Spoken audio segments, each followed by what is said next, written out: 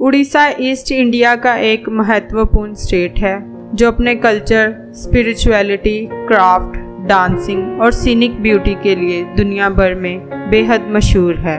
लेकिन क्या आपको पता है कि उड़ीसा एक और कारण से बेहद मशहूर है, और वो कारण है इस स्टेट में मौजूद ऐसी जगह जिसे भारत की सबसे हॉन्टेड प्लेस का दर्जा दिया गया है, और इस जगह का नाम है जतन नगर पैलेस। उड़ीसा के ढेंकनाल शहर से सिर्फ 5 किलोमीटर की दूरी पर जंगल के सन्नाटे में मौजूद है ये जतन नगर पैलेस। बेहद खूबसूरत लोकेशन पर मौजूद ये महल जितना विशाल और भव्य है उतना ही हॉन्टेड भी है। इस महल को राजा श्री शंकर प्रताप सिंह दियो महेंद्र बहादुर के छोटे भाई पटाया नरसिंह प्रताप सिंह दियो ने बनवाया था।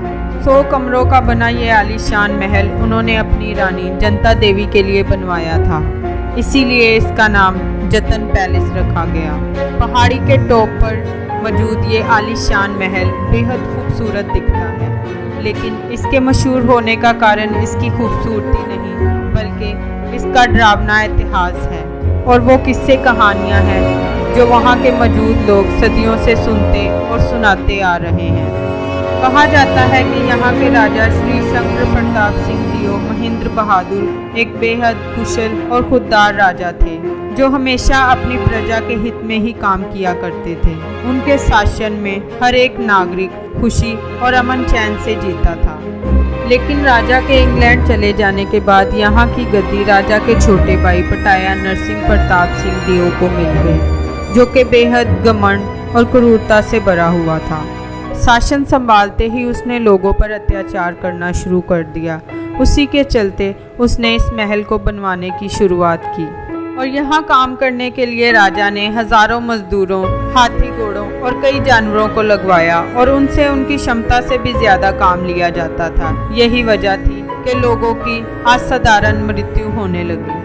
जब कोई मजदूर इंसान या जानवर यहाँ काम कर करके मर जाता तो राजा उसकी बॉडी को यहीं पास के जंगल में यूं ही फेंकवा देता ताकि जंगली जानवर उसे चट कर जाए। राजा के इन्हीं क्रूरतापूर्ण कामों की वजह से वहाँ के लोग दिन रात राजा को कोसा करते थे, लेकिन राजा अपनी सत्ता के नशे में बिल्कुल अंधा हो गया था।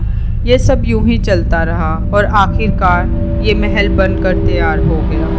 लेकिन तब तक ये महल बहुत से लोगों की बेगुनाह मौत का गवाह बन चुका था।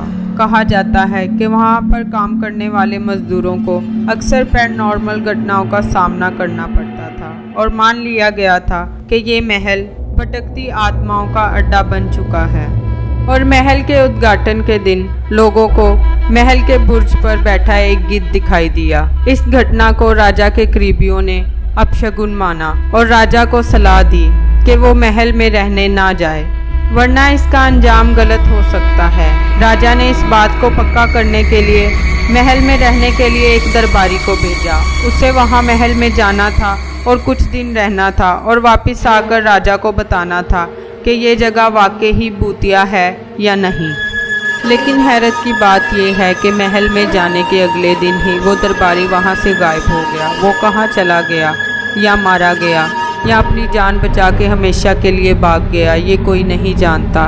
लेकिन पूरे राज्य में ये बात फैल गई कि जतन पैलेस एक भूतिया जगह है और यहाँ जाने वाले की मौत पक्की है।